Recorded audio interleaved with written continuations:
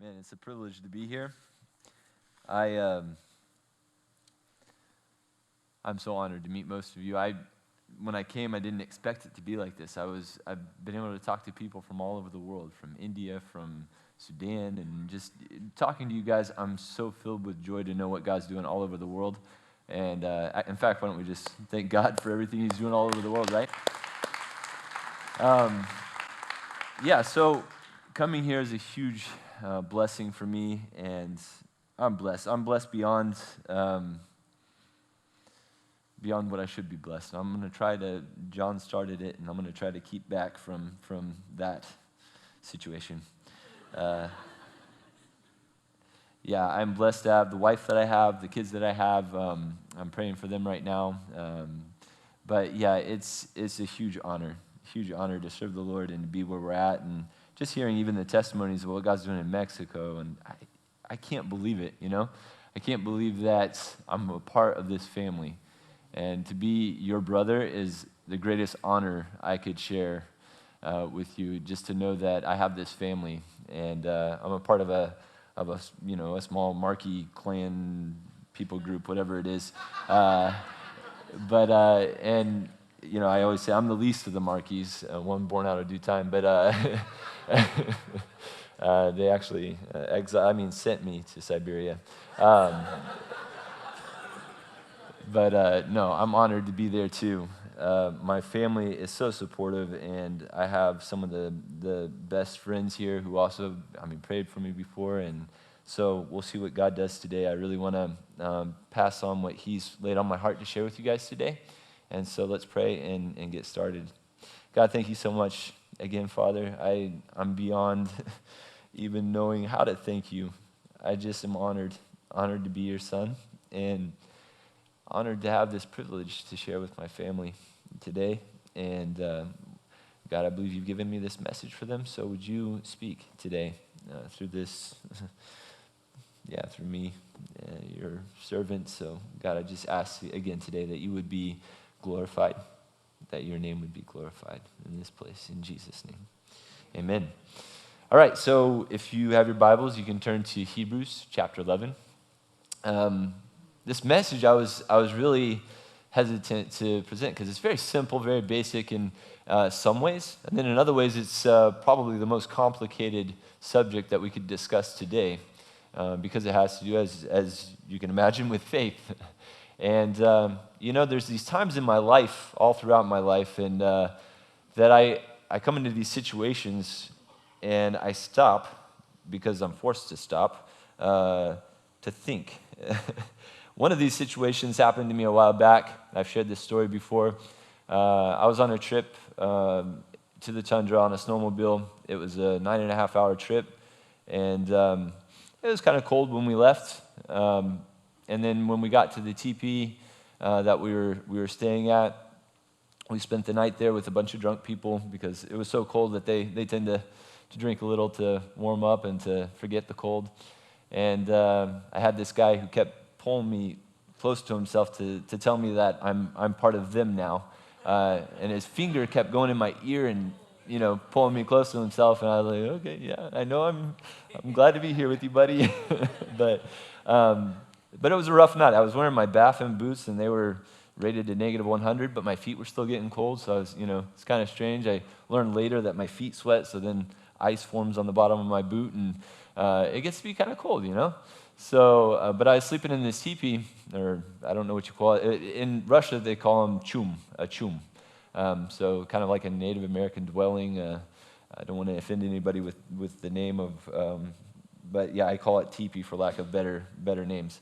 So I'm sleeping there, and the next day we get up, and we go on this trip later in the evening to go collect antlers. It was too cold to spend very much time there because the people, their reindeer, were facing a challenging season. That what happens sometimes is that you'll get a really good freeze, and then it'll warm up a little bit, and then it'll freeze again, and it'll warm up again, and it'll freeze again. And what happens is it's really hard then for the reindeer to get down to the moss and to the berries that are buried underneath the snow. And so the reindeer will start to look for other places to get food, to graze.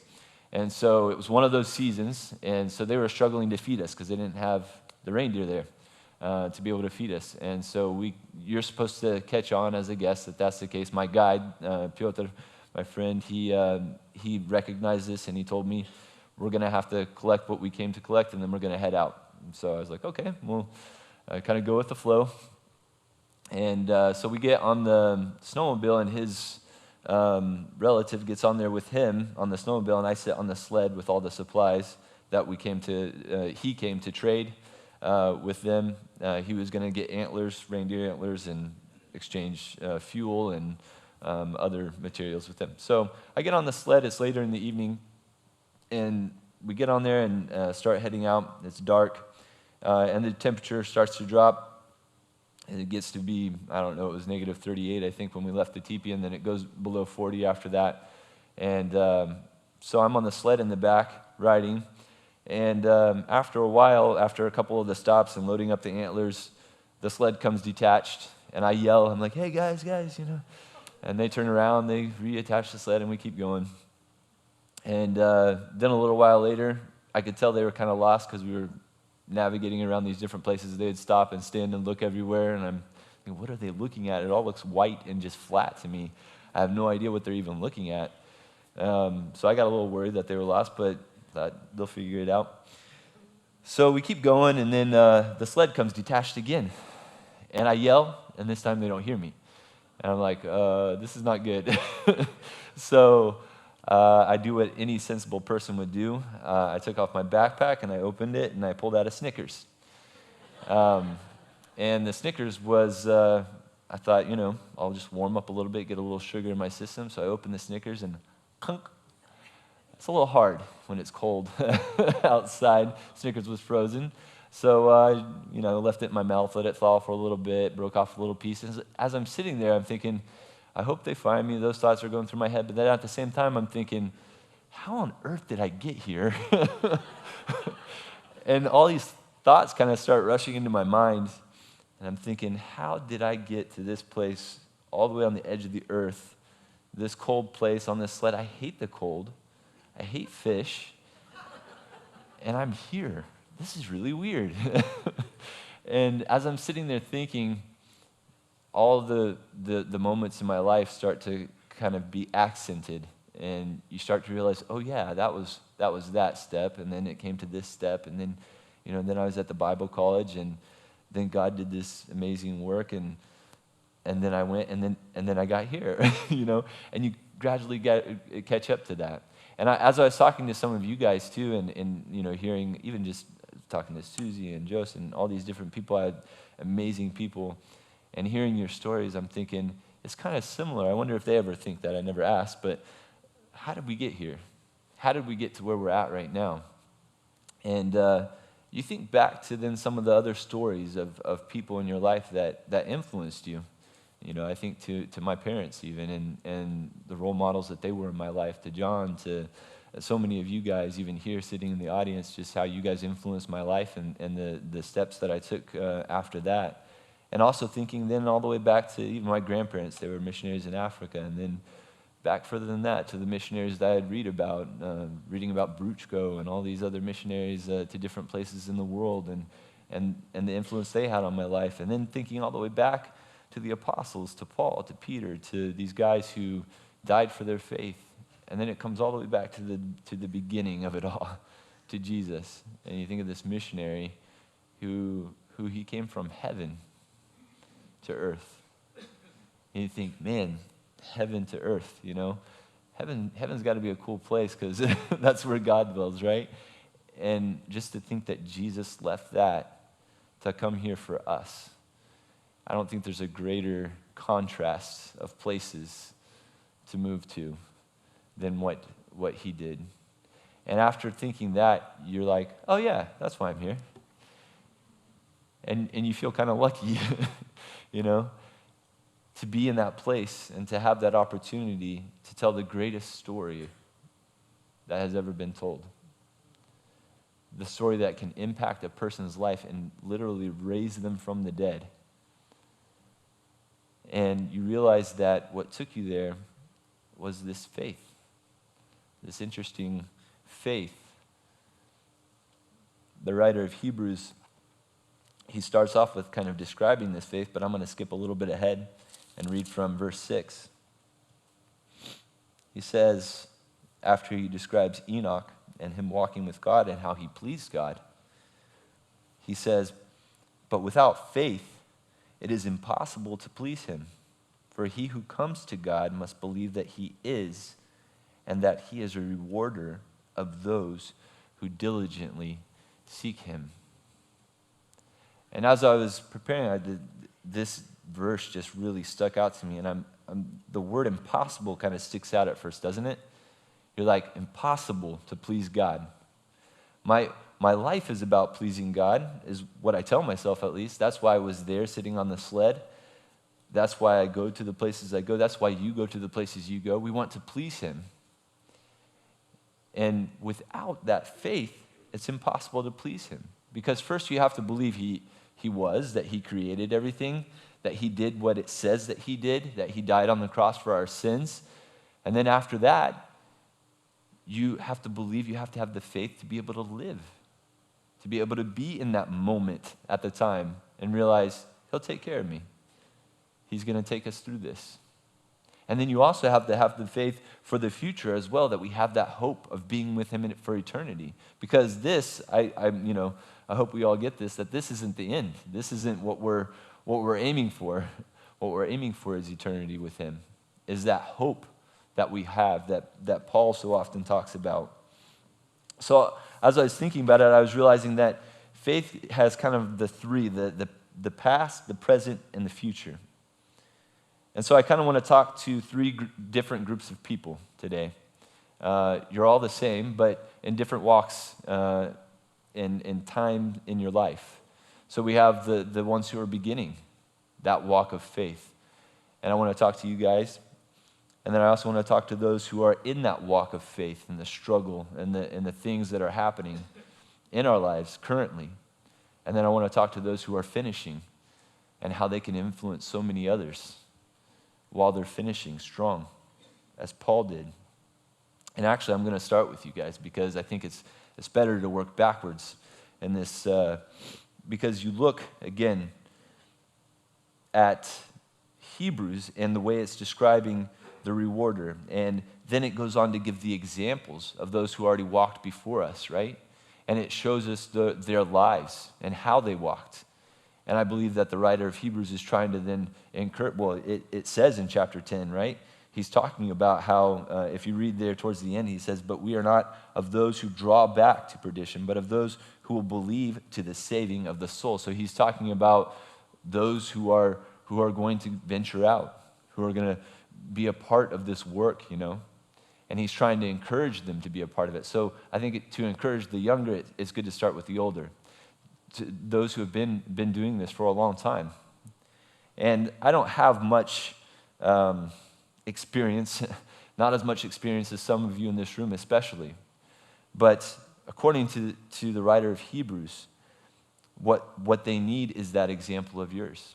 And according to Paul, what they need is for you to guide them and to direct them and to be that father figure and to show them how it is that you're to walk that way.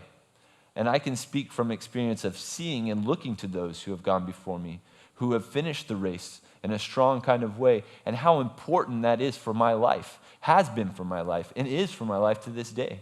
I look to those people as the people in my life who guided me through the hard times, who showed me what it means to walk by faith. And without those people, it's really hard to find your way. It's really hard to find how it is that we can please God. When I watched my dad, for the longest time I was confused. And I couldn't understand his life completely. But I saw this guy who just had joy unspeakable. And, I knew he made mistakes. But at the same time, I saw that his goal in life was to please God. And I saw the way he did that was took steps of faith. And when I talk about steps of faith, I mean venturing out into the unknown and trusting that God's going to take care of every aspect. When I talk about faith, I'm talking about even the past faith, realizing what Christ had done in his life. He would constantly talk about it. And he would tell us stories, and I think this is important for those of you who are finishing. Tell the stories of the past. Tell who you were. We love to hear the stories about who my dad was, how he used to be a hooligan in school, because we couldn't believe it. It was unbelievable to us to realize that he had come from such a background.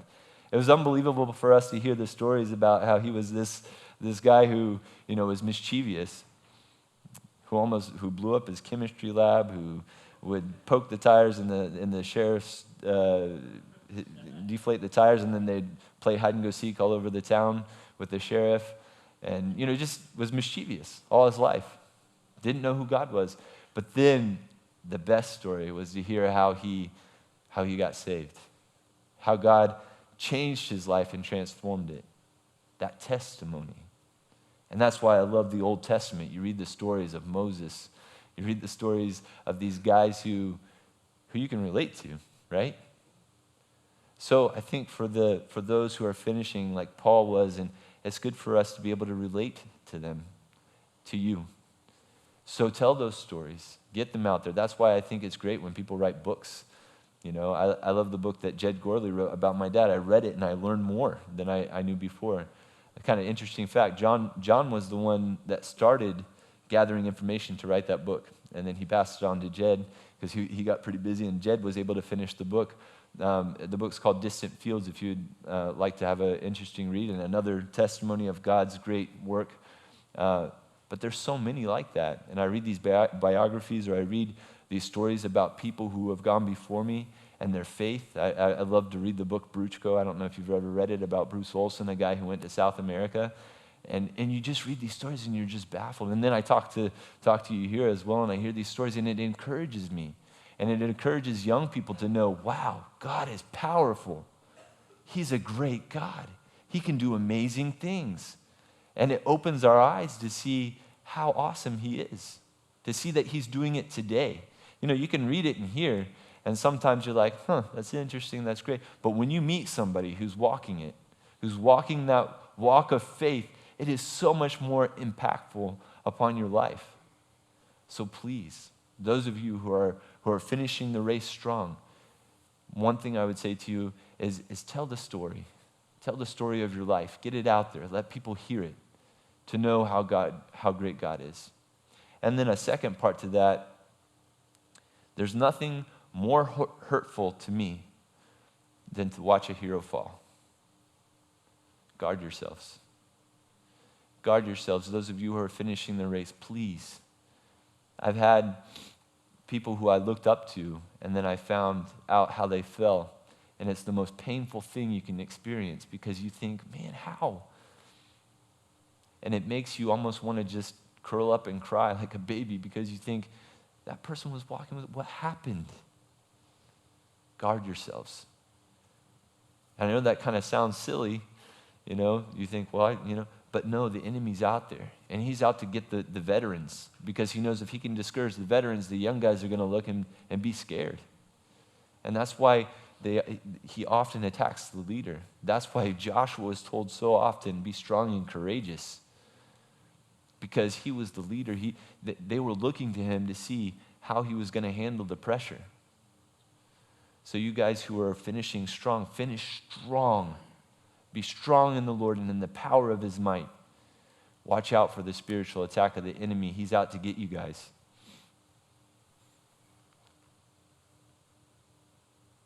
And then the last thing for that generation that I'd like to say is that you need to pass on also that thing that I think Paul did so great, and that my dad did a great job of as well, and that's just that desire to be with God. Paul said, for me to live is Christ, but to die is gain. That's a radical statement. Because when he says for me to die is gain, and then after that he goes on to say, to depart from this life is far better. But I know to remain with you is still needed. So I'm struggling with this decision to depart and go be with the Lord, or to remain with you. I don't know. Well, I think I need to stay with you guys a little bit longer for your good, for the sake. But he had this strong passion to be with God. for eternity. And so when I look at those guys that are going before me, and they're not scared of death, they're not scared of going, in fact, it's the opposite. They're crazy. They can't wait to be with them, And when I hear them talk about it, it gets me excited. It's like, oh yeah, I want to be with them too. And I talk to my kids now, and when I talk to my kids at night, sometimes we have the best discussions at night. And I don't know if they're just trying to pull time and not go to bed early, but I don't care. We sit there and we talk. I talk with Abigail and Sailor. They're my two oldest, and they're, 12 and 10, and we have some awesome discussions. And then we get into the topic, because one time the topic came up, Papa, I'm kind of scared of heaven, I'm sorry. I'm scared of heaven. And I was like, why are you scared of heaven? Well, the unknown, what it's going to be like there. And I was like, sometimes that scares me a little bit too, but you know what I think of when I think of heaven? I think of that place where I'm constantly learning more and more about who God is and how great he is. And he sends us off to this other galaxy, and we come back and we're like, wow, God, I can't believe you made that. That's incredible. And then he sends us off to another place, and we go there, and wow, this is amazing. And we come back and we're praising God. And like we said in the song today, right, we're just singing his praises all day long. Why? Why are we singing praises? Because we're recognizing how amazing he is, how great he is. I can't wait to get there. And somebody instilled that in me. They showed me that from a young age. And I think that that's the role of the older generation as well, to bring that joy and excitement, to show when it's really there, you can tell as a youth. You can tell when somebody's really excited about it. And to instill that into a young person's life is priceless. They'll hold on to that when they're in the hard times, knowing that there's a hope and a future. I want to pass that on to my kids, and they start to get excited when we talk about it at night sometimes. And we're talking about it, and they're, what if there's this? What if there's, I was like, I don't know, but whatever it is, it's going to be incredible, And I think part of the blessing for those of you who are missionary kids, or, you get to kind of travel around.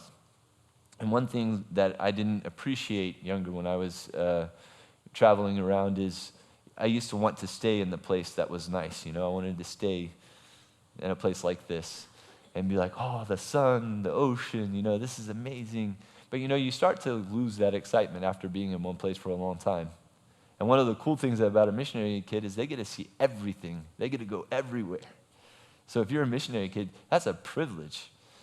And then when you get a taste of it, imagine what that's like for heaven. You just get a little taste of it. And I think Paul, the reason why he talked about that in Philippians when he says, for me to live is Christ, to die is gain, is because he got a little glimpse of heaven.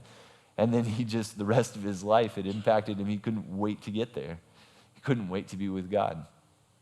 And so holding on to those moments in your life when you get to experience something amazing, even here on earth, I think that that's just kind of a tiny picture of what it's going to be like when we go to heaven. We're just going to be constantly experiencing that. And for me, that would be an exciting thing, to travel, to see everything that God's creating and to be a part of everything that he's doing. It's like an eternal, just amazing picture opening before you. I can't imagine what it's like for the angels, right? The angels are always like, God, you want me to go tell this little girl, what? That she's going to have a baby? That it's not going to come from him, but it's going to come from you. How's, okay. And Gabriel comes to Mary. Blessed are you among women. Like that whole picture unfolding before them, and not understanding the church and how God's going to dwell inside people, and then he's going to go tell the rest of the world about who he is through these crazy people who don't even know how to do anything, and he's going to fill them with his spirit, and you're going to do what, God? And this mystery being revealed to the angels and how awesome that is. I just can't imagine what it's like to be an angel. But I think that it's going to kind of be like that for us, So instilling that into the younger generations. I'm going to switch now to those of you who are going through it right now. You guys are amazing, first of all, that you're going through it, that you're holding on to the Lord. I heard some of you say the struggle, because it's a real struggle. It's a real battle. And those of you who are going to make it through are going to be the ones who hold on by faith to the one who can carry you through any circumstance. I'm learning that as I'm walking. I'm learning that every day. that he's able. He's able to take us through the fire. He's able to take us anywhere in the world and take care of us. And he'll do it. He'll finish that work in your life.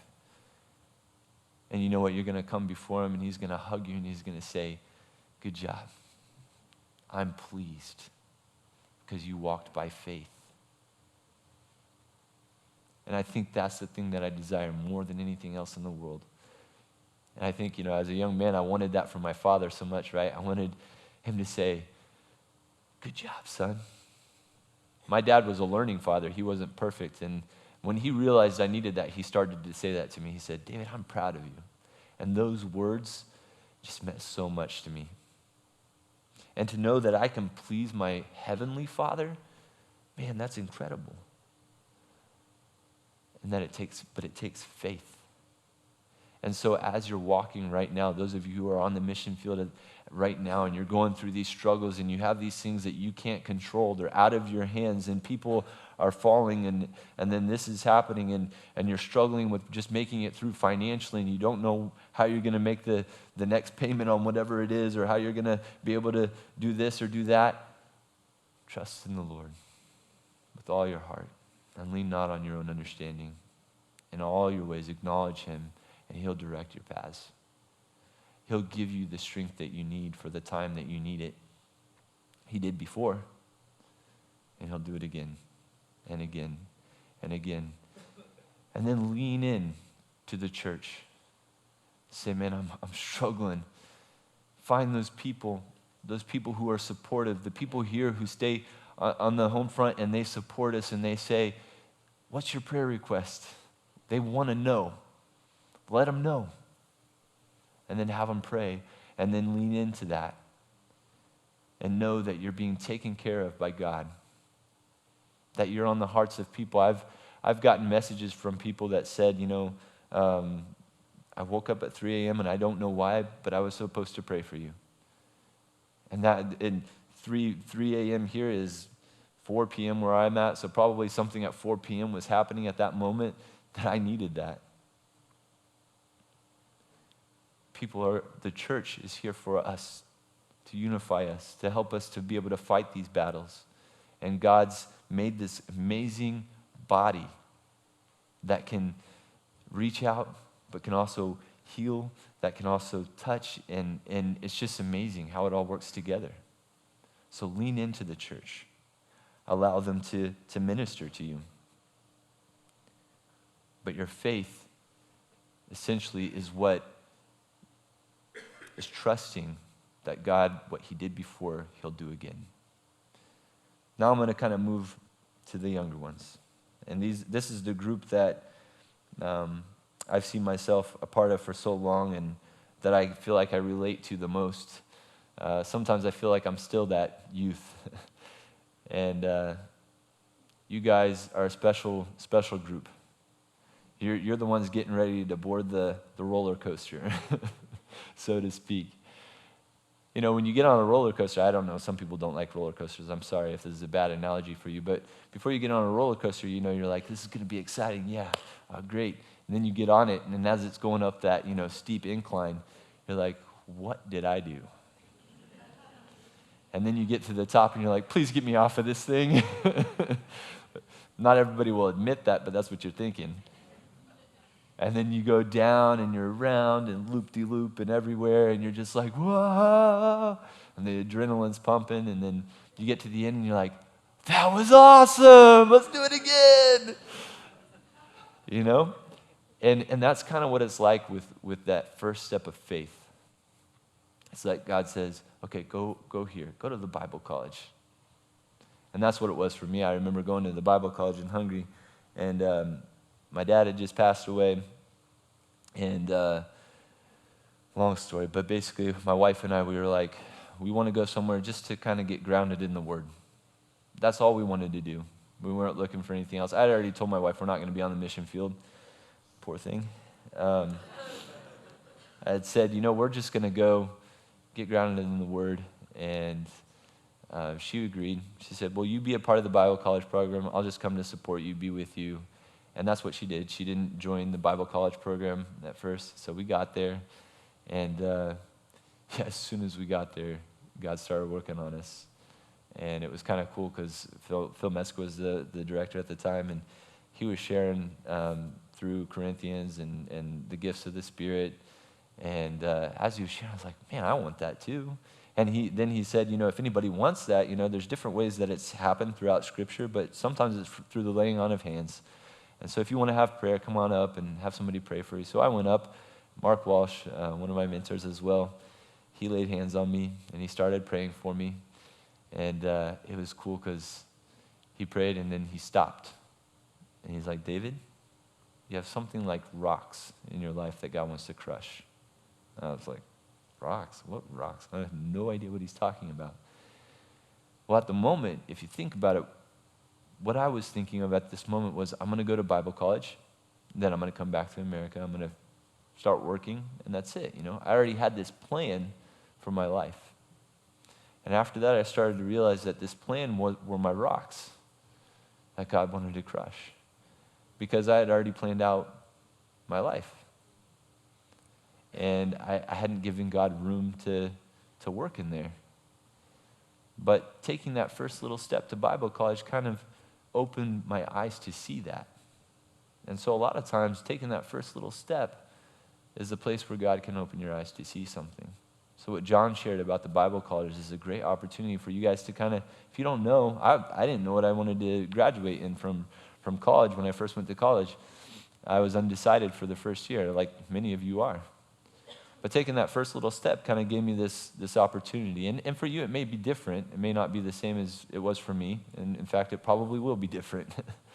But it gave me the opportunity to see something. I remember then going off and praying with my wife and my mom. And I remember surrendering at that moment. I remember saying, God, I'll let go of everything. Whatever you want to do, do. I'm yours.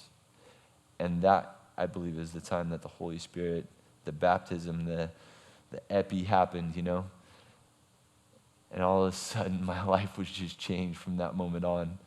I all of a sudden had feelings for other people that I didn't know that I had. They weren't mine, they were God's, right? But all of a sudden, I started feeling this urge to want to share with other people who Jesus was and how he can change their lives, because something was happening in me, and I wanted other people to experience that. I had it so great, and I didn't realize it all this time. And I started to look, how can I serve the Lord? How can he use me? I wasn't thinking about my wife at the moment, to be honest. But he was working in her life too, at the same time. And it was really cool then how he directed us to, at first I was thinking I was going to go north. I was going to go to Siberia, which I didn't. I don't like the cold. I don't like fish. But there was a people there that didn't know. They were unreached. And that disturbed me. And again, I think that's part of the Spirit working in us. But it disturbed me to know that people wouldn't know and couldn't experience what I've experienced in my life. And if you're young, you're lucky, you're fortunate. And I tell my kids this all the time. I'm like, we gotta thank God for everything that he's given us. We gotta recognize what he's given us. And then there's less anxiety, right? There's less of the other stuff that disturbs us because we recognize everything that God's blessed us with. And so when we start to pray with the kids and thank him for things, it's like, well, who can we give something to now? Because through that, you start to realize, man, there's so many more people in the world that are way, way more less fortunate than I am. And you think about then those people who are in these other countries and they're suffering and the things that they're going through, and they need Jesus. They need resurrected life. They need to be raised from the dead. And the only way that, well, not the only way, God can do it through anything, but you can be a part of that. You can be a part of blessing somebody's life in such a way that it'll be transformed forever. Like my brother shared about Mexico and how like this conference room full of people and just how they weren't there before, and they are now. Because God did a mighty work, and he transformed lives, and he's doing it all the time. And we can be a part of that. That's something really cool. That's like that roller coaster ride. That's something that you can experience in a real live way. You can see people raised from the dead. That's incredible. And we can be a part of that. Now, it's going to be challenging. Now, you're going to be going up the hill, and it's going to be like, oh, no, what did I do? And you're going to get to the top and be like, take me off of this roller coaster. And that's the times when your faith in God is going to be tested, and you're going to have to stand firm on his promises, and you're going to have to press into him and be strong in the power of his might, because the enemy is going to come and be like, yeah, you're an idiot for doing this. What are you doing? Look at the weather out in California. That's a temptation for me, sorry, not yours. And he'll remind you of all the things that you desire and all the comforts you know, he did that to Jesus too. Hey, Jesus, there's an easier route. Just bow down to me. You got all the kingdoms of the earth. Pick the easy way. There's an easy way, but I'm telling you guys, you young guys, don't pick the easy way. Because if you go the easy way, you're just going to be a dead soul walking. But when you choose to follow Jesus, to follow your Lord, it's not going to be easy, but it is going to be incredible. And there's going to be times when you struggle. There's going to be the challenges along the way. But man, the blessing of following him far outweighs all of that. And that's where we, again, need the older generation, the people who have gone before us, and those witnesses that stand before us. We need those reminders. We need to see that, and those who finish the race strong. I mean, you look ahead in chapter 12, right? And that's what it says is, therefore, we also, since we are surrounded by so great a cloud of witnesses, let us lay aside every weight and the sin which so easily ensnares us, and let us run with endurance the race that is set before us. Young guys, we need to run this race. We got to begin the race. We got to get into this race. And then, as we're running, we need to run with endurance. I used to run cross country. I remember one time I was running in my first race, and I took off. By the way, all these stories are partially per request of my nephew. He said, as long as you tell stories, I think I can listen. So this is for you, Nehemiah. So I used to run cross country. So I was running this race. It's my first race. You know, the shot goes off, and I take off. And it was a 5-mile run. And I had just joined the cross country team. I was a basketball player, but I decided I'd test out some cross country. Couldn't be too hard, right? So I take off with the rest of the guys. And I'm like, yeah, I'm competitive. I want to get ahead. So I, run ahead of everybody else. My coach is like, you ran your first mile and forward, and that's so fast, and keep going. And I'm like, yeah, okay. Well, what happens? I got winded. And then one guy passed me, the next guy passed me. Everybody's passing me. I took off a little too fast. And then towards the end of the race, I remember I was like, I can't finish running. And so I pretended like I twisted my ankle and I hobbled across the finish line because I was embarrassed. I didn't run the race with endurance. I took off a little too fast. So don't get too zealous. Watch listen to the coaches around you. Take off at a good pace. And listen to those voices around you, because us young people, we can tend to be a little too prideful, right? And, I can do this. I can do anything, And the older ones can attest to that. And I heard it yesterday as well. A brother was sharing about how he's changed, And that'll happen that first year, especially. I remember Paul Billings told me that. My brother-in-law, he's, the first year is challenging. Be ready for that. God's going to humble you. And he always does, and he still is. But, running the race with endurance, how important that is for us.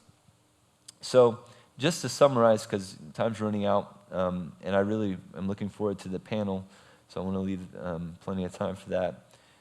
Remember, older generation, to be looking at those younger guys. I love the prayer time this morning, we were praying for the younger guys, showing that example, telling your story, and just giving them that model that they can follow.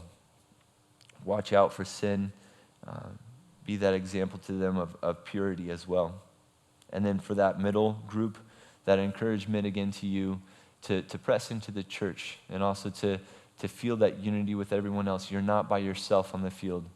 God's with you and the church is with you. And feel that surrounding presence around you all the time and press into that. And know that he's there with you as well, guiding you every step of the way. He's faithful to finish it. And then for the younger generation, again, take that first step. Do it. You won't regret it. Listen to the voices around you. Observe those who have gone before you. And man, be ready for just an awesome time. He's going to do something great. Ask anybody here. Ask anybody here. I don't think I'm mistaking. I think everybody would share how awesome it is. Don't be discouraged by some of our stories of like, oh man, it was hard, or I'm still struggling. Yeah, the struggle will be there, but still I wouldn't change it for anything. I wouldn't change all those struggles for anything. I know they were there for a reason, and I know there'll be plenty more to come, but I'm still there, and I know I'm going to continue because of how great a reward it is to know that he is pleased by my following him, by my steps of faith, that I'm pleasing my Father in heaven. And there's nothing greater than that. You pray with me. Father, thank you so much. Thank you so much for the fact that you've led so many in this room to follow after you, to take those steps of faith. Thank you for those examples we have, God, of those here who are finishing strong. Give them the strength to do so, Father. For those who have already finished strong, thank you for those examples. Protect them, God, from the evil one. Give them strength to finish. I pray also, God, for those who are going through right now the fire, going through the struggles. God, you know each and every one of us. You know the amount of hair we have on our head. You know the struggles we face. You know exactly how to encourage us. So I pray that you would do so. And I thank you as one going through difficult times, how much encouragement that I've received even being here from so many around me. Thank you for those people, God, and just bless them. Bless those who support and pray, God. Thank you so much for them. And then for those, God, who you here right now who are younger and looking to possibly go out or even just to take that next step, I pray, God, that you would direct that next step, that you would open their eyes to see whatever it is in their life that needs to be cleansed. God, I pray that you would be guiding every step that they take. Reveal yourself to them, God, in a new way. Thank you for this time, Father, and just bless this time that we're going to have with the panel, and just go before us and continue to speak through every speaker that comes up here, God, and through all of our conversations that we have, and just this blessed time that we have, God, and just use it to further your kingdom, to be glorified. And I thank you again in Jesus' name. Amen. Thank you, guys. Thanks for sticking around. This is an important time. First of all, can we just thank David again for an amazing message? I know he's totally embarrassed that I would do that, but I have a microphone, so I can, yeah. What we're going to be talking about in this panel is not so much where they are all serving at, but we're focused more on the idea of what does it look like when God calls you at a young age to ministry, to mission? And so that's what this group represents. So we're going to be talking about those lines, but I'm just going to have you guys all introduce yourselves and, say where you're at, how, just a little bit of information like that, and then we'll go from there. All right. Yeah, well, I'm David Markey. I'm in, the region is called Yamal, and so I'm just going to stick with that. Which translates as end of the earth, for those of you who didn't know, literally. But somebody reminded me to finish the story about the sled. They did come pick me up. I am here, so yeah, it was 30 minutes. And I died. Yeah. It was 30 minutes later, but they came and picked me up, and everything was good, yeah. So, and I finished the Snickers before they got me, so.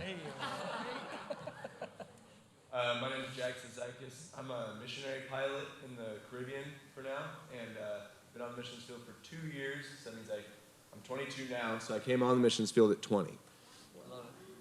We have to say our age? Lord Jesus. You don't have to. Okay. That's okay.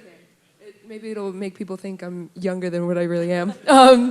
Yes. I'm Ailina Legre, and I get to serve in Cajalamba, Peru with my amazing parents who were on the panel last night.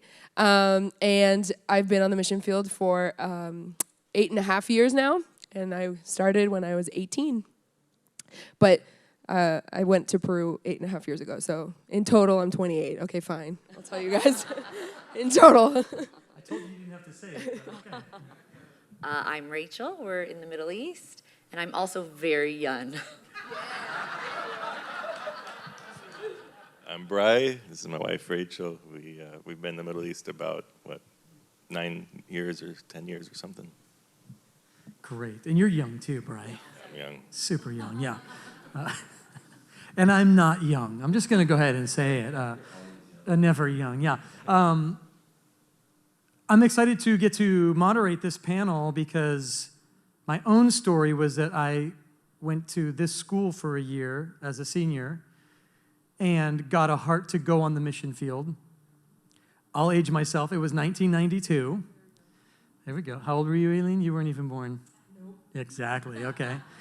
And we used to sit on the ground right over here when Chuck would teach, and we got a group of us got a heart to go to Russia. And I know, Olivia and John Mark are here, their parents, their dad, Kurt, and I went to Russia, Moscow in 92. And I was 17 when I moved over, turned 18 there. And that's when I got to meet the Markey family. I was skateboarding in Red Square. Not a lot of people can say that. And I see this clan of tall Viking people, that I discovered were the Markeys, who had just moved to Kyiv, but were in Moscow for something, and they all came and stayed at our apartment, and we've been best of friends ever since then, and their mom is our mom, so. But each one of you has a unique story, and I want us to kind of talk about that. Like, what does it look like to go out and to have a sense of God calling you to mission at a very young age? Jack, I'm going to start with you. So it kind of looked like a lot of things, and I'm definitely different than most in that my call to missions wasn't one of those ones where, the clouds rolled back and, God had this, you're going to go here, or I wasn't like 4 years old and was like, I really want to be a missionary. It had really never crossed my mind. I grew up in a Christian household with great parents that stayed together, and so I kind of had the perfect building blocks to go out and do that really early on, but it was never something I was interested in. I started off came out of high school, and I was kind of this kid with this shattered dream of becoming a fighter pilot, and so what that looked like was, all right, I'm gonna have to figure out how to move forward in that, and so I started off as an aircraft mechanic to pay for my flight training. And through that, I ended up getting a call from a missions agency because I was a mechanic with a kind of like a special niche in avionics systems. And they said, hey, could you come out here and give us a hand for 1 month with our aircraft to get them like up to standards real quick? And so through a series of events, I ended up out there, and through working with them, 1 month turned into 2 months, then 3 months. And 6 months later, I was kind of at this place where I thought, I don't think I'm going back. I had spent a couple years in commercial aviation, kind of doing that sort of thing. And when you get a chance to use the passions and the skills that God has given you for something a little bit bigger than yourself, it's hard to turn that back around. And so it was kind of incidental. My call to missions is basically just a biblical call to missions. I mean, I'm a young guy and with a really unique skill set and not, to be honest with you, not really good at much else. And I decided, all right, I'm going to turn that over to God. And it just so happens that there is a very unique, direct avenue for my skill set on the missions field. And so that was it. It was a decision. It was, it wasn't, this forced thing. It wasn't this, anything spectacular. It was kind of, you know what? this is something I want to do for God, you know, and I just used what I had. So You're yeah. amazing. I'm just going to say, he's 22 years old. I love when you said, like, oh, for several years. Several years? You've been an adult for several years. This is amazing. Yeah, I love it. I started real young working on Yes. stuff, and I started flying at 16. So yeah, and it's a God thing. It's so amazing. Thank you. Wow. So we got to know each other out at the Bible college. Yeah, and so how did your sense of calling to mission, how did that happen for you? Well, it was different, obviously, than him.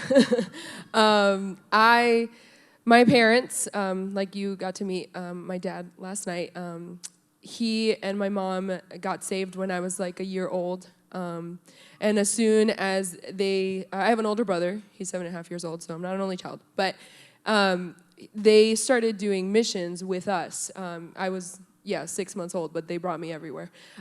So they started doing mission trips to different places, like Mexico. We're from Florida, so we did a lot of this in Fort Lauderdale at the church over there in Calvary. And they just had a huge heart to travel and do ministry, and they definitely, kind of like what Dave said, left that legacy with me, and I just started to love to travel and do all these things. And I went on my first mission trip by myself when I was about 13. And we went to the Bahamas. It wasn't, very far away, or it was the poorer side of the Bahamas. So we did a lot of ministry with the vulnerable and everything, and it was awesome. But I remember being there and just loving, like, getting to evangelize and being with kids and ministering and just the adventure of it all, too, of just not knowing what's going to happen and being like, I love this. And I kind of got a sense in my spirit that this was going to be my future. The Lord was like, you're going to be a missionary someday. But for this, my parents had retired at 41 years old. It is not a normal thing. It was a God thing. They had retired from a very great business, and they were praying and taking steps towards becoming full-time missionaries. And so in my head, when the Lord was kind of like, you're going to do missions someday, I was like, oh, okay, when I retire. So far along, I'm just like, this isn't something that's going to happen really soon. I get back from that trip, and my father sits me down. He's like, we're going to be full-time missionaries in Peru in like 6 months. And I'm like, oh. He's like, you need to pray about going with us, like if you're called to go with us. And I'm like, what? If I'm not, you're going to leave me? He's like, yes. I'm like, oh, okay, cool. Like, that's fine. Yeah, like, this is who he is. Like, I love him. He loves me so much, but he's very, like, this is what it is. And so I would have stayed with grandparents. I wouldn't have been on the street, by the way. It would have been fine. But he just wanted to make sure I was called to go, not just, like, forced to go, right? Because I was not very happy leaving my high school, leaving my friends, right? So I went and I prayed, and the Lord was like, yeah, it's time. This is what I meant. It's time, right? So we did missions for 2 years, and then God called us back so I could finish high school at CCA, so the Calvary on the other side, the high school on the other side of the country, the East Coast. And as I was preparing to go into cinematography, that was going to be my career path, I still did missions a lot. Like, it was just such a deep passion in my heart. I would go for months at a time. I would just leave and, go with an organization, went to Ukraine, led some trips in Fort Lauderdale for the youth and stuff like that, and I just loved it, and it was just my passion. But I also was on this career path. And just because, we grow up thinking we need money, and, it's very normal. But so I couldn't fathom starting my life without money, and not, being a missionary right away. I just couldn't do it. So I had this career path. I wanted to be an actress. I wanted to, do that and also serve the Lord in that also, And, but right before I graduate, God's like, I want you to go take the summer off before you start college and do missions. And so I had several options. I don't know if you guys know Pastor Chet Lowe, but he's in Coast Hills, but he was in Fort Lauderdale at the time, and he was like, I was interning for him, so he's like giving me options, go to India, go to Brazil, go here, and the Lord didn't open any doors. And then Jim and Dot Goldie, I don't know who knows them, but the woman's prophetic in the name of Jesus, And so she finds me in my little cubicle, and she's like, so you have nowhere to go? And I'm like, no. And she's like, you should go to Hungary. And I'm like, what's Hungary? I'm like, we really didn't know about the Bible colleges at that time. I'm talking like 10 years ago, so we weren't as connected with the Bible colleges then. And so I'm like, what's there? And she's like, it's a Vision for Life. It's like this great program. And if you have nowhere to go and you want to do missions, just do it, And I was like, okay. So it was last minute. It was very last minute. And I emailed Lisa Collins, and I'm just like, hey, I know I'm late. Can I still sign up? And she's like, of course. So everything works out. God's good, provides everything last minute. And I fly out there. I'm late, of course. I'm Peruvian and I'm Latin, so yes, I was late. And so I'm late, and I get there, and I sit down with Christy Foster, who is, the director, the wife of the director of the Bible college at the time, and she's like, you should stay for Bible college. And I was like, no, that's not the game plan. Well, long story short, at the end of those 6 weeks, God's like, it's time for you to be a missionary. So I went home, and I quit school before I started, and I moved out to Hungary, and now I'm in Peru. So awesome. I love it. You two. Young couple, yeah. Did you guys grow up wanting to be missionaries? Next question. Did you? No. No, that's okay. So what happened? How did this happen? Yeah, I feel like you can't underestimate the power of godly people in your life. And I grew up here at Costa Mesa, and being here, I'm so thankful. I am so flooded with memories of so many godly people who poured into me and invited me into the call of God. And I didn't even know God was calling me into this, but I was having so many flashbacks of being invited into Release Time Education, which is a program that goes into public schools and shares the gospel. And one Wednesday night service, Roxy Davis came up to me and said, you should think about doing Release Time Education. And, oh, okay. Got into that, got so passionate about that. Then they started inviting me down to Mexico to go on the mission trips. I was so into it. They asked me to start leading trips for the high school into Central America. I mean, step by step, people have invited me into what God was doing. And so I feel like, wow, Lord, looking back, the way he's invited me into the plan has been through so many people. Sergio, Herson and Sergio inviting me into their trips. I mean, they would let me come to their Spanish-speaking services and pretend like I could speak Spanish, and they invited me into the call of God. And there's so many godly people. I mean, I could list 100 names from this church working here, watching the lives of people, watching those who love people, who minister to people. And they really invited me into their story, and it just set me on fire. And it became what I wanted to do because I saw so many godly men and women who invited me and gave me opportunity when I wasn't qualified. I remember showing up for Release Time Education. I was teaching kids, okay? And I would get there a half hour early, and I would just pray in my car because I was so terrified to speak to children. Like, I was terrified. I felt so unworthy, and I think we're still like, Lord, we need you. We are not qualified. We are not smart, but we know you. And as I watched others step out in faith and invite me into that and give me opportunity, I feel like the Lord just over time did it through just godly people at this church, and I'm so thankful for y'all, all of you. Yeah, I think for me, I did kind of have the thought of it as a little kid, because my dad, I didn't have that legacy of a father who was this great Christian man and left this, pattern of life. He wasn't Christian and he died. I was 10, and so I was just devastated by that. It was just this emptiness when your dad died and he wasn't a Christian and he was from the Middle East. So, we had, back in the day before there was Skype and Zoom, and, we'd do the overseas calls, and I knew there was this other world over there, and of all these other people, didn't have opportunities to hear the gospel like we do here. And so growing up, that was always in the back of my mind of, man, there's the Middle East, there's Africa, there's these places that I kind of have this connection to, and there's other people's dads who are still alive. And so, that was kind of what started in my life. And then just throughout the years, like you guys are sharing, those people who God put in your life, they've helped raise me and disciple me, just godly men from the church.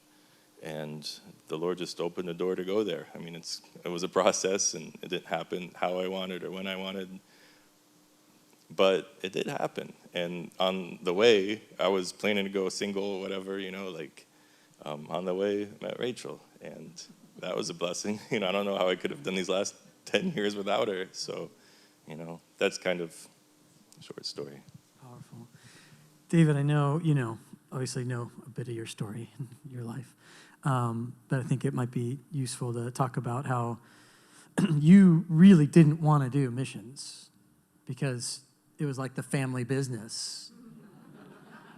And you wanted to not do that. And there was kind of even a season of your life where you kind of walked away from the Lord, right? You want to talk a little bit about that and then how that transitioned for you? Yeah, when I was 16 years old, my mom let me come back to the States and go to school in Indianapolis, Indiana.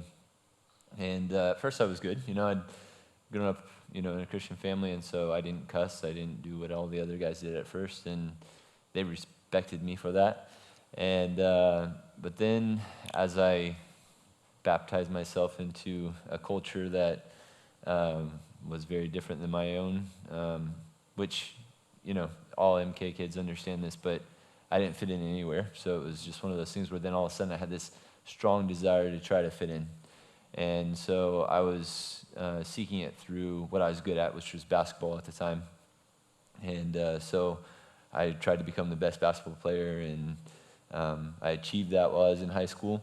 And then, through that whole process, I lost a lot of, I didn't really lose it. I think I realized that it was my parents later on in life. Looking back now, I can say that it was my parents' faith. And I hadn't found it on my own yet. I hadn't really understood that personal relationship with God. And so I started to question, I wanted to question whether God existed, probably because I wanted to do what I wanted to do. And so there was a process of that, and then there was the process of kind of a depression that settled in because of the fact that I knew he existed, but I didn't want him to exist because it bothered my life and what I wanted to do. And so then I kind of went on a little bit of a period of time where I did what I wanted to do and tried to push that thought aside that he did exist. And then eventually came to this time where I started to, be angry with God and say, why did you create me? I don't understand why I exist. Now you've given me this option, heaven or hell. So now what do I do? Kind of thing. And it brought me to experience again through the church.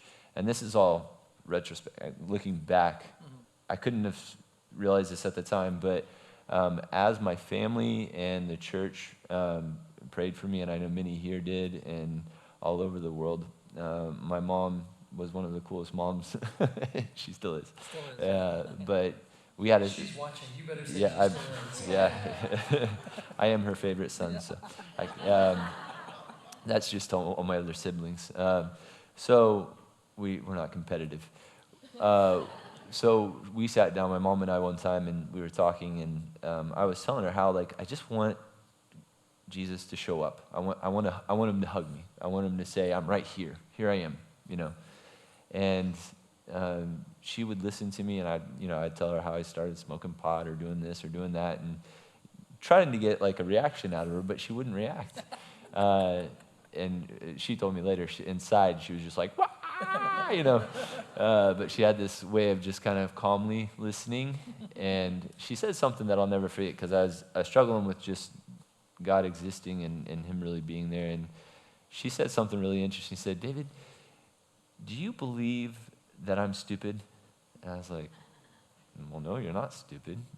I knew she had gotten 2 degrees, one from Indiana, both from Indiana University in science, and and I never thought my mom was stupid. That'd be stupid to say that. So she said, well, do you think that I can make silly decisions? And I was like, no, you make really wise decisions, She said, then do you think you could kind of, for now, just put your faith through me that God does exist and that he really does love you? And I was like, well, that's a tough question to answer. That's not fair. But it was like checkmate at the moment. And so, but really, I thought about it for a second, and I was like, yeah, I guess I can. And that was kind of the marking spot from where God started to really work in me and to reveal himself to me. But what I didn't realize all this time, and I hope that like all you young guys who have these types of questions, what I didn't realize at the time is that Jesus had been around me this whole time hugging me through the people in the church, because that is his body. And when Phil gives me a hug, or whoever it is in the body, I'm not just talking about the physical hug, but I'm just talking about the attention. The person who's been transformed by Jesus is Jesus to the rest of the world. And when I didn't realize that, my family and those around me, I was constantly seeing Jesus embodied in the church. And he's around you. If you'll saturate yourself in the church environment, like you were saying, it's like he's all around you. And you're so thankful then for those people and how they were around you.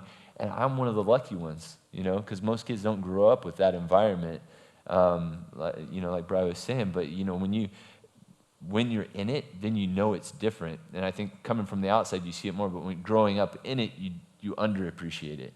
And so as I started to see that, and I was actually here at my brother's wedding when the answer came about why God created me. And it was my brother George's wedding. Chuck did the wedding, and then afterwards we were in the fellowship hall, I think, and I was supposed to give the best man speech, and I was all worried about it. And I got up to give the speech, and I was sweating, shaking, and I was telling everybody about how, like, my brother was, the twins were born first, George and Renee, and then he had 3 more sisters, and then he started praying for a brother. And he was praying for a brother because he wanted somebody to share the joys of brotherhood with. Basketball, baseball, just sports, and just playing around, having fun. And so he prayed me into the world. And that's what I was telling everybody this, and these realizations were coming to my mind as I was saying this, that is that why God created me? Did he create me so that I could enjoy, to show me everything that he's created, and so that I can enjoy it with him? And that totally changed my perspective of who God was. And it was a gradual process, but those were some key moments in my life when God just like totally transformed my way of thinking.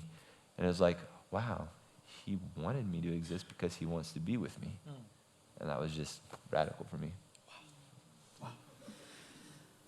I know for me, and I think this is true for you, and there's a point to this that I want to make.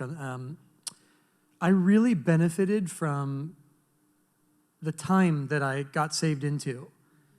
That I had at the time, a 65-year-old old dude who said to a 17-year-old, you should go out on the mission field. Like, what kind of nutso person does that, It's very rare. And I think, it's been the impetus of my whole life to make sure young people know God can use you. I think we're especially in a time where we're telling young people they're the problem rather than the solution. If we think that the Lord still wants to love on people. Now, if he's done, then doesn't matter. But if he still wants to save people, then we need a whole nother generation of people to be raised up to go out. So he's either done or the youth are not a problem. It can only be one of the two. And we all know the answer to this. And I have kind of more hope for our young people right now for some things that I think scare other people. They don't put up with a lot right now. I really appreciate that. They're going to go into a very difficult world ready to face the challenges that generations before didn't face. And we can cry and whine about it. Oh, this is the world we got. Either God wants to save people now or he's finished. Choose one. And if he's still working, then these are our people. Did you ever feel qualified? This is like a rapid. This is just rapid. Ready? A few rapid questions. It's a kind of a yes or no, because I want to make sure that the young people that are here can catch this idea. Did you ever feel qualified to go out as a missionary on the mission field when you were first going as a young person? Yes or no? No. Farthest thing from it. Definitely not. Oh, Bri, I wanted you to go, yep. I mean, it's the most, right? Was that not the most bizarre concept? That's for like old people when they retire. Right? I'm not talking about you guys. I'm not saying you're old and, okay. But I mean, the idea of like, and some of us didn't grow up in Christian homes where you're like, there's not even that model of that happening. Okay, next question. You ready? It's a yes or no. Do you now feel qualified for doing what God's called you to do? Farthest thing from it. Nope. Bryce, yeah. Didn't get it the second time. And I think that's a really important point to make, isn't it? That who qualified us? It's the Lord that's qualified you. And I think that, I really appreciated something Daniel said, and I know you mentioned it yesterday, about growth is in us. So you all sensed God calling you young. You've gone out and you're doing it. Different areas, different fields, different types of ministry. How have you seen God working in you? And this doesn't have to be a long, just what is something that you would say, man, I'm so glad, like that you might not have gotten had you just stayed where you are. Okay, so something that God's done in you that you might not have experienced if you just, we're all thankful for where we're from, but I know I'm thankful that I was taken away. And so let's start on this side now. Sorry, Bri. I know you're excited about that. I mean, there's a lot that the Lord's done, but I think one thing that's just over the years I've really realized is I found my identity really, really in Christ, where, when I was working and I was good at what I did and I enjoyed what I did, maintenance, fixing things, that was kind of like who I was. I was a Christian, I was following the Lord, but, that was my identity in some ways. Then when you move overseas and you can't speak the language and you don't know where anything is, and you just feel like a one-year-old who can't even communicate with people, doesn't know how to do anything, and you have all these giftings and stuff that you can't even practice or express, and it's humiliating. But I really think I learned that my identity is in Christ, not in what people think of me or how people see how good I am at something or my giftings or anything, but my identity is in Christ. So no matter what happens, like you were saying, our faith pleases the Lord, and that's what, satisfies me. And so I'm not looking for the praise of men or anything. I'm the Lord's. So finding my identity in Christ, just really being grounded in that, I think is something big that's happened in my life. Yeah, I feel like this is the first time being back in California that I started feeling like, wow, I've really given something up. I love this place. Like, I love being here. But then I was thinking, that's looking from an earthly perspective. Like, if I'm looking from a heavenly perspective, I've only gained. I have gained so much. I feel like the Lord's shaped me. He's given me depth, and it's normally through difficult things. I've had sicknesses. I've had trouble with secret police. I've had so many things that seemed so bad, like just lots of bad things. But really, when I look at it from heaven's perspective, I've gained. I've become so solid in Christ. I know him. Where here I knew about him. It's like Job said, now I know you. Now I've seen you. And so I feel like, man, I've changed 180 degrees. I had the good foundation, but there you put it to the test and you put it to use. And you know the Lord, and it's gain, really. Very similar to what Rachel said. I think I've gained just getting to know the heart of God, and I had a thriving social life in Fort Lauderdale, and I loved, ministry, and I did the church stuff, and, I loved it all, but definitely being on the mission field and being out there, being more alone, being more on my own. I don't have a lot of people my age surrounding me that are running the race with me.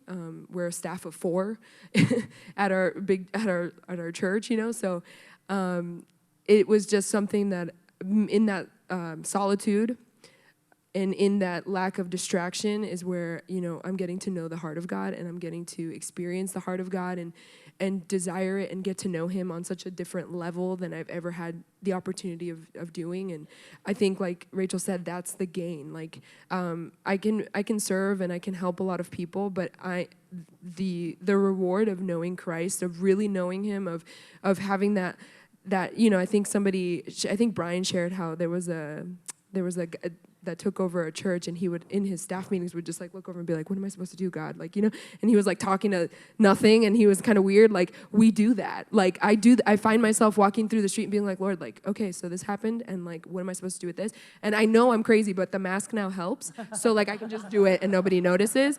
But it's like that you are walking with God and you are in it with him. And that is just such something that I know, and I look at my friends even like that are in the state, and there's nothing wrong with that, but like sometimes I'm like, man, they have a house now and they have a car now, and I have probably like a shirt to my name, like like I don't have a lot, and and I at my age 28, you start thinking like, oh yeah, you need to have these things, the society tells you need to have these things, and I look at that, but I'm like, but I have Christ, and I have a deepening relationship with him. There's nothing that can compare with that.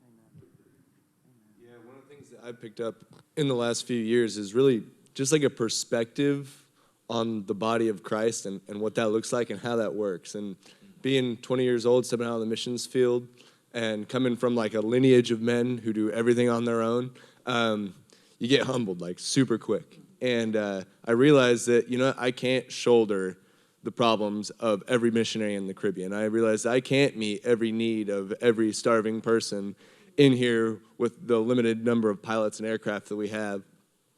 And one of the interesting conversations that I had this last year was I was talking with a missionary who we fly for, and we bring in cargo and stuff for him. And he said, it's not really even about the stuff. It's not really even about getting like the letters in the mail. It's the psychological aspect of what you guys stand for. And so my part in the body of Christ is kind of that support network, that go-between. I kind of tie everybody back here at home to the front lines. I'm kind of that intermediary, or the go-between. And one thing he was telling me is like, you know what? When you guys fly over, we have big twin-engine aircraft, and they make a lot of racket. And one of the things he was saying was like, when we hear those engines overhead, it's an immediate like, oh, like they're here. You know what I mean? Like it's a lot of people don't realize that the biggest desire of every missionary is to just not be forgotten. You know what I mean? Because especially the single guys who are out there, in faraway places without a family, I mean, that is the number one thing. And so hearing, the planes overhead is just like, oh, shoot, we're not alone. They're here. That's, and that's something I didn't realize. I thought, they like us because we're bringing in food and water and generators and their mail and all these different things. It's working as a team. And for everyone in the audience, no matter like what you can pick up and grab, grab something, you know what I mean? And you guys are a part of what we're doing. And, I was talking about my biblical call to missions, kind of just being the default, because we're all biblically called to missions work. What I realized was that the part that I took when I was, supporting missionaries was that, oh, shoot, that's not where God has me long term. I'm one of those guys who can go. You know what I mean? I'm 20 years old, strong back. I can pick up things really quickly. I'm supposed to be out there. And so my role transitioned. But for you guys at home, maybe it's to stand behind one of these guys, or maybe it's, who knows what it looks like. That's between you and God. But that's one thing I picked up for sure. Before I get to you, David, Jack, we were talking yesterday. Like you guys get shot at though. Yeah, it's an interesting field. You tell me like my plane's got bullet holes in it. I'm like, oh, that's cute. Wait, what? Yeah, like did you choose that? Were you? Yeah. Yeah, so it's not as bad where we're at, but one of the dynamics about what we do is we kind of, when warlords in like Haiti are using the water supplies and the wells and the food supplies to kind of control the population, when you have these guys with airplanes bringing in 10,000 pounds worth of stuff out of whack, we're kind of undermining their authority.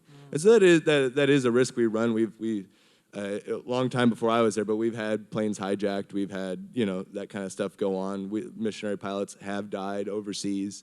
Not something you're going to hear about on the news, but I had 15 of my missionaries kidnapped that we flew down that were kidnapped in Haiti, and I'm sure you guys all heard about it. And that wears on you as a missionary. So it's a different world. Missions work is getting harder, and there's less missionaries coming out on the field. And so it's, when you're talking about young people called to missions, we're all called. You guys got to figure out where you're going to plug into that. Yeah. Would you guys agree? And I'm not forgetting you, David. You're unforgettable, buddy. Yeah, you're welcome. Would you agree that like a part of what excited you for the idea of missions was the adventure? Yeah? Absolutely. Yeah. I know for me it did. It was like in my time, Russia was this like thing, like Rocky Balboa, like it was a thing. And to go to this place that was like, you couldn't go there. And then the next day they're like, oh, actually now you can go there. It's like, oh, I need to go to there. Like I need to go to that place because I wasn't allowed to go there, and we were told they're the enemy. Like, I want to go to the enemy because they're not God's enemy, and so I love what you're saying there, Jack. I think it's a reminder to those that are young that, like, you don't give up the thrill of life when you serve God. You catch the essence of the wonder of what we were made for, and Haitian warlords might not be some people's dreams, but the thrill of, like, I'm doing something that matters. Yeah, and it was my dream. I kind of glanced over the fact that I wanted to be a fighter pilot. I wanted to be a military aviator, and that wasn't something that was available to me because I have some problems with my eyesight. And but now I'm flying C-47 aircraft, which, if you guys have ever seen like a World War II movie, that's like the planes that the guys are jumping out of over Normandy. So they've seen action in World War II, Korea, and Vietnam, all doing combat missions and stuff like that. And now we have got them retrofitted to do a different kind of warfare, a spiritual warfare. And you're still a fighter pilot. So that's right. So, David, we got to you, buddy. I promised. Okay, yeah. No, I'm enjoying just listening, man. I could listen all day. This is great. Oh, man. Yeah, I think that, what was the question? You remember? Because I'm just wrapped up in the, sorry. I so bad wanted to say, I don't know. Yeah. What have you, like, personally, just a great takeaway from your life on the mission field? Like, we could talk about struggle and trial and all that, but like something that the Lord's really done that you wouldn't have had you stayed maybe in Indianapolis and all. Man, like I said before, I think I would have been a dead soul walking. Like, I don't think I would have had that. And some people can, but I don't think I would. I think I would have just gotten wrapped up in life and myself and gotten lost somewhere. Like, I think it saved everything. I think the fruit of the Spirit, you go across the board on all those, love, joy, peace, like, it's all part of what God's doing in my life, and there's still, like, it's still happening. So it's just a gradual process. I think the words that Jesus said, I always do that which pleases the Father, like, just radically, shook me just to think that, wow, to always do what pleases God, and pleasing God is walking by faith. I think all that stuff just kind of like, wow, that just changes your life. And if you don't do it, it's kind of like, for me, like basketball. If you work out and you learn to shoot and stuff like that, then yeah, you might be good at shooting or dribbling or whatever. But unless you play in a game, you're not going to really ever learn to play. You're not going to be, on the court learning all these, what's really happening. And so I think it's like, when you go out and when you start acting in faith and going out and doing what God's calling you to do, then you really start to understand and see, wow, this is who God is. And it just opens your eyes up in a completely different way. Wow, love that. Wow. Well, I want to get to pray for you guys, and I want to thank you guys for doing this and for talking and sharing your stories. And I know you're doing it because your hope is that, like, just a group a little bit younger than you will get that same heart, that same vision to want to go out. Like it's like Paul saying, I'm a debtor. Like I owe a debt to the next generation that they would be the ones to go way beyond. They're going to go to places I would have never dreamed was possible. Yeah. Some of you already are in places in my time when I went out, I never thought that would happen, but it has. And there's always going to be that. And that's so exciting. So what I want to do is I want to pray for them, pray for God's blessing upon them. And then I want to pray for you. And especially I'm thinking of some of our young people that are here that maybe are like, I feel like God's calling me. I want to get to pray for you as well. So would you join me in prayer? Lord, I want to thank you for this group that was willing to kind of, sit up here, and it can be nerve-wracking to be asked questions. And I'm thankful, Lord, that they would be willing to do that, because it's so important for all of us to hear and to be reminded of the fact that you're an eternal God. So age is kind of like, it just doesn't matter. And you're reaching down to young people, not so young people, and you're grabbing hold of us. First and always with the gospel, that you so loved this world that you gave your son for us. And this ultimately, Lord, is what drives us in mission. That there are people who don't yet know you. And I think at some point, every person who has served in mission ministry, we reached this place where we just said, it doesn't seem fair that we know you and other people don't. And there's this deep sadness that they should have an opportunity to know you as well.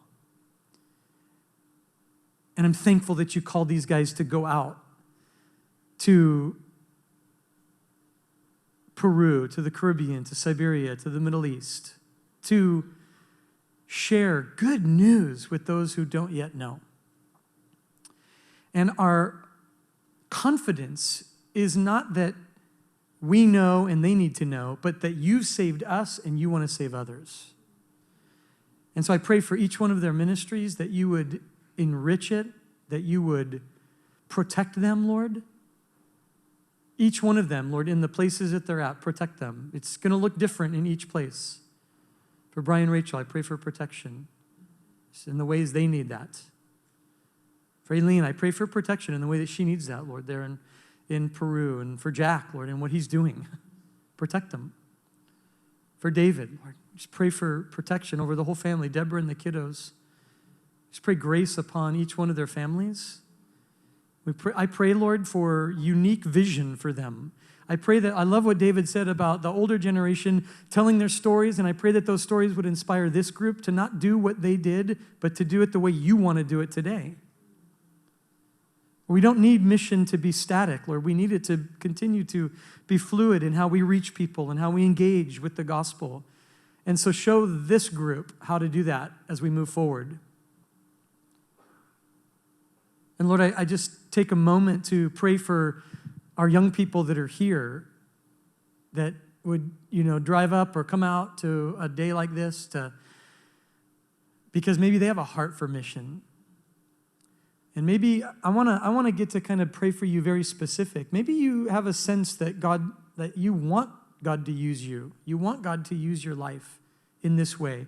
And if that's you, I want to have you raise your hand so that I can pray for you and pray specific for you.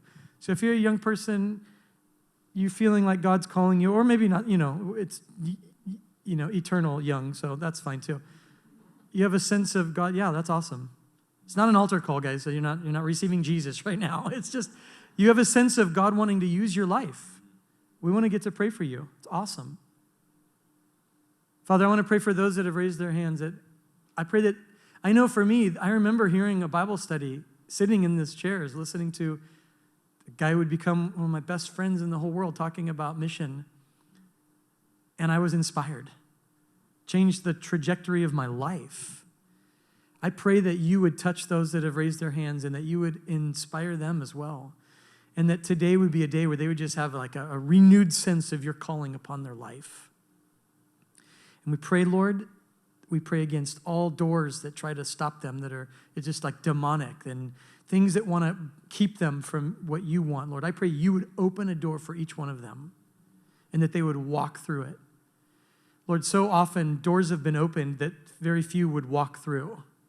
But I pray for those people that just now raised their hands that those doors would open and they would walk through them and they would step into what you have for them, Lord. We pray for a whole new generation of men and women that would go out, that would be used by you in fresh and unique ways for today. We pray for that group, Lord. Fill them with your Holy Spirit and, like Ezekiel, like you said to Ezekiel, make their heads like flint. Make them strong and just fearless in that sense. And they live in a world that is telling them such different messages, but make them bold and use them, God. Help them to bring the hope of the gospel in ways that only they will be able to do. Use each one of us, Lord, in the way that we can, as David taught us today. And we're thankful for this time. And Lord, we just, we love you and we look for you to guide each one of us in the way that you've called us. In Jesus' name, amen.